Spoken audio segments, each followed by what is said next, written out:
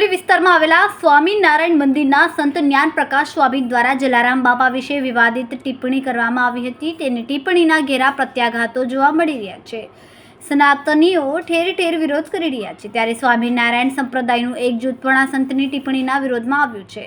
સ્વામિનારાયણ સિદ્ધાંત હિત રક્ષક સમિતિ દ્વારા વિરોધ કરવામાં આવ્યો। આવા લંપટ સ્વામી સામે પગલાં લેવાની માંગ કરવામાં આવી છે। સ્વામી દ્વારા વીરપુર જઈને માફી માંગવામાં આવે તેવી માંગ કરવામાં આવી છે।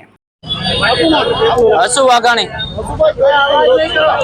હવે સ્વામિનારાયણના સાધુ બાવાઓ સહજવારે કંઈ પણ લંપટ લીલા કરતા હોય, સેક્સ કાંડ, જમીન કૌભાંડ, એના માટે અમે એક સત્સંગી તરીકે વિરોધ કરવા માટે આવ્યા છીએ અને અમારે બસ સતત આનો વિરોધ જ કરવાનો છે, કારણ કે આવા નફટ સાધુઓને અમારે સંપ્રદાયમાંથી હાકી કાઢવાના છે।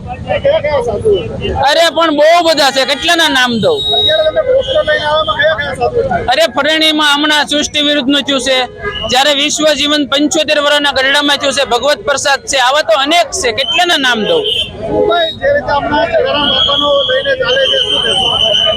હવે શાસ્ત્રમાં ભગવાન સ્વામિનારાયણ આવું કઈ લખતા નથી ગયા અને સાધુ પોતાની યુટ્યુબમાં નામ કમાવા માટે આવું બધું કરતા હોય છે।